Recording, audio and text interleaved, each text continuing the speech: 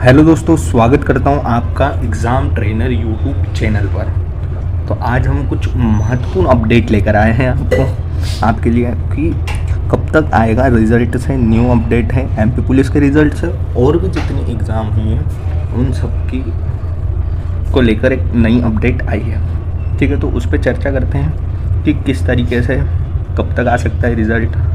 ठीक है, क्या अड़चन आ रही है रिज़ल्ट आने में, अगर अभी रिज़ल्ट नहीं आया तो फिर कब आएगा, मतलब सारी चीज़ों पर हम चर्चा करेंगे।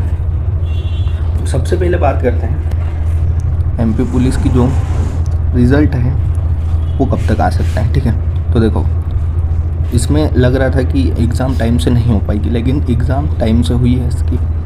ठीक है, फिर एग्ज़ाम ख़त्म होने के बाद ही इसकी आंसर की भी देती। ठीक है, इसकी आंसर की भी आ गई थी जिसमें आपने आपत्ति भी लगा दी। ये वाला कार्यक्रम भी कंप्लीट हो गया, ये वाला कार्यक्रम भी कंप्लीट हो गया। ठीक है, अब इसकी बात करते हैं कि इसमें क्या कुछ बाकी है। ठीक है, तो अब हो क्या रहा है, जैसे कि आप सभी को पता है कि मध्य प्रदेश में होने वाले हैं चुनाव। क्या होने वाले हैं? चुनाव। ठीक है, और जो अभी फ़िलहाल में जो सरकार है उसने 1 लाख पदों की भर्ती के बारे में कहा था। ठीक है, जिसमें से अभी क्या हुआ है कि जो 6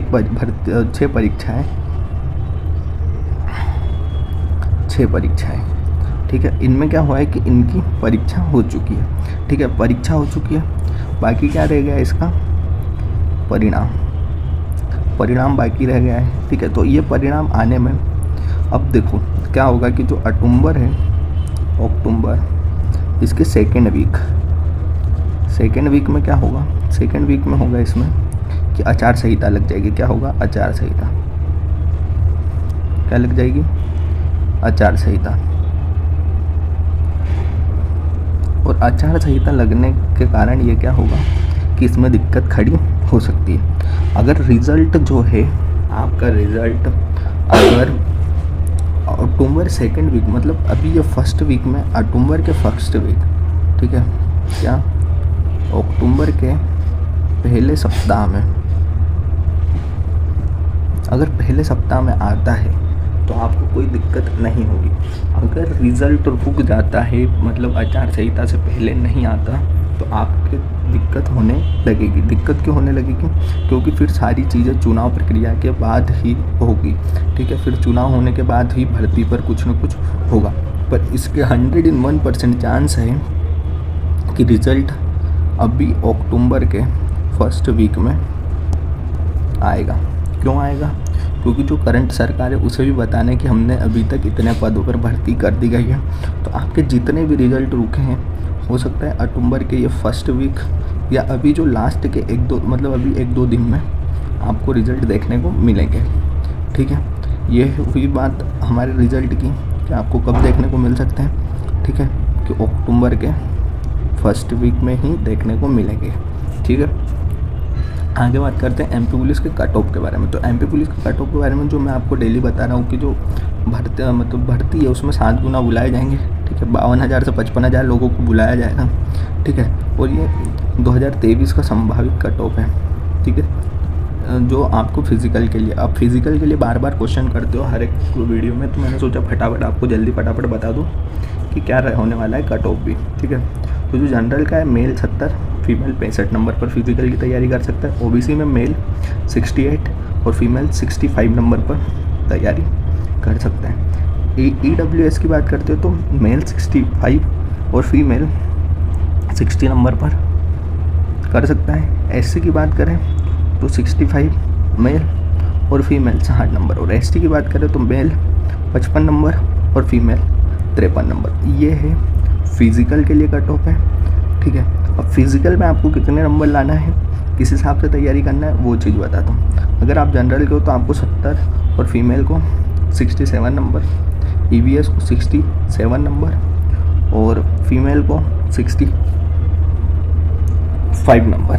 ओबीसी की बात करें तो 68 नंबर और फीमेल की बात करें तो 65। एसटी की बात करें तो 65, फीमेल की बात करें तो 63 और एसटी की बात करें तो 63 नंबर और फीमेल की बात करें तो 60 नंबर। और फिज़िकल में आपको पता है कि मतलब मिनिमम आपको 35% मार्क्स लाना ही है, ठीक है। कितने लाना है? 35% नंबर, मतलब 35 नंबर तो लाना ही है, तभी आपका फिज़िकल क्लियर होगा, ठीक है।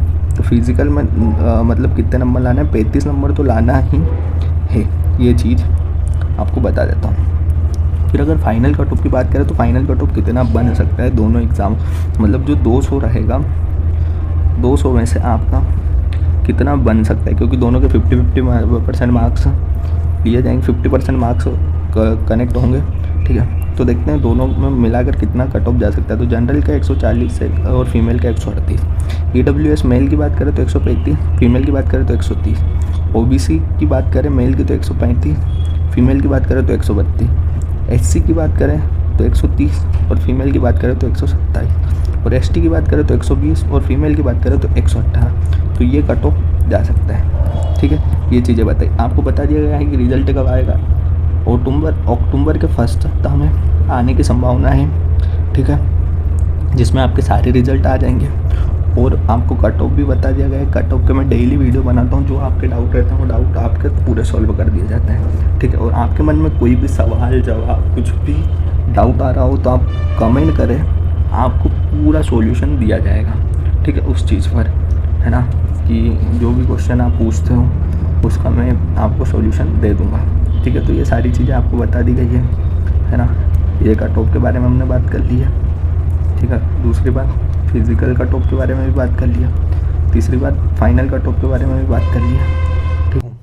ये PV की रूल बुक है, ये आपको 32 से 33 पेज नंबर पर मिलेगा।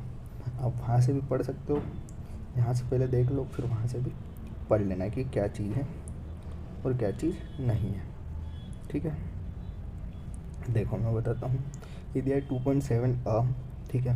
त्रुटि प्रश्न और उनका निस्तीकरण एवं बदले में दिए गए अंक। मतलब क्या है कि अगर गलत प्रश्न है, जैसे आपकी शिफ्ट है, आपकी शिफ्ट में 4 प्रश्न गलत हो रहे, 2 प्रश्न गलत हो रहे, जो भी गलत हो रहे प्रश्न, ठीक है, उनके बदले में आपको कितने अंक दिए जाएंगे, उस बारे में ये रूल बुक में दिया है, ठीक है। क्या लिखा है आगे? परीक्षा उपरांत मंडल अभ्यर्थियों के प्रश्न पत्र के विषय आपत्ति आहुति की जाती है, ठीक है। आपत्ति के लिए आपको दिया था, ठीक है, आंसर की दी आपने, आपत्ति भी लगाई होगी। तदनुसार विषय विशेषज्ञों से प्रश्न पत्र आपत्ति युक्त प्रश्न परीक्षण कराया जाता है। निम्नलिखित कारणों से प्रश्न पत्र निरस्त किए जा सकते हैं। मतलब निम्नलिखित कारणों से प्रश्न पत्र निरस्त किए जा सकते हैं, ठीक है। ये देखो, ये 5-6 बिंदु दिए हैं, पहले इन पे देखते हैं कि प्रश्न की संरचना गलत हो, मतलब प्रश्न जो बना है वो प्रश्न ही गलत हो। दूसरा, उत्तर के रूप में दिए गए विकल्पों को एक से अधिक सही विकल्प हो, ठीक है, कई विकल्प सही ना हो, ठीक है। उसके बाद प्रश्न पत्र के किसी प्रश्न पत्र में अंग्रेजी व हिंदी अनुवाद में भिन्न हो, यह कारणों से भिन्न अर्थ निकलता हो तो यह प्राप्त होता है। मतलब हिंदी में कुछ और अर्थ निकलता है प्रश्न का और इंग्लिश में कुछ और अर्थ, तो भी वो गलत माना जाएगा, ठीक है। उसके बाद कोई अन्य मुद्रण त्रुटि हुई हो जिससे उत्तर प्राप्त ना हो, ठीक है, अधिक विकल्प सही ना हो, मतलब क्या है कि किसी कारण से विकल्प गलत दिया हो तो, ठीक है। उसके बाद अन्य कोई कारण हो जिससे विशेषज्ञ समिति द्वारा उचित साझा की जाए, ठीक है। उसके बाद अगला पॉइंट दिया है कि प्रश्न पत्र विशेषज्ञ समिति द्वारा अनुशंसा ये करके इस टाइप का कुछ दिया है, ठीक है। तो ये आप वहाँ से पढ़ लेना, ठीक है। इन कारणों से आपके नंबर, मतलब इस कारणों से प्रश्न आपके गलत भी हो सकते हैं, ठीक है, और उनके बारे में चर्चा करते हैं, ठीक है। तो आइए देखते हैं। देखो ये दिया है, ये 100 नंबर का जो पेपर होता है उसके लिए दिया है, ठीक है। आपको मिल जाएगा 100 नंबर, 150 नंबर और 200 नंबर के पेपर के लिए क्या क्या होता है, ठीक है। ठीक है, इन दो तीन चीज़ों के लिए आपको वहाँ पर मिल जाएगा। तो सबसे पहले देखते हैं, सबसे पहले दिया है, देखो उदाहरण नंबर 1 मिलेगा आपको 100 नंबर के प्रश्नों के लिए, ठीक है। तो देखो, यदि किसी 100 प्रश्नों के प्रश्न पत्र में 2 प्रश्न निरस्त किए जाते हैं और मूल्यांकन के बाद यदि अभ्यर्थी 98 प्रश्नों में 90 अंक प्राप्त करता है, मतलब 2 प्रश्न तो हट गए, ठीक है, और अब वो अगर 98 प्रश्न में से 90 अंक प्राप्त करते हैं तो उसके अंकों की गणना निम्नानुसार होगी। कैसी होगी, ये चीज़ देखो, ये चीज़ दी है, ठीक है। अब ये चीज़ मैं अच्छे से समझाता हूँ आपको, ठीक है, ये चीज़ अच्छे से बताता हूँ। खाली पेज ले लेते हैं, ठीक है, उस पर जाकर देखते हैं। अच्छा, अब देखो जैसे 100 प्रश्न थे, ठीक है, उसमें से 2 गलत हो गए, कितने बच गए, 98 प्रश्न, ठीक है, 98 प्रश्न बचे। अब करेंगे क्या, ठीक है, अब करेंगे क्या, मान लो 100 प्रश्न थे, ठीक है, 100 प्रश्न थे, 100 में से कितने गलत किए, 2, कितने बचे, 98, ठीक है।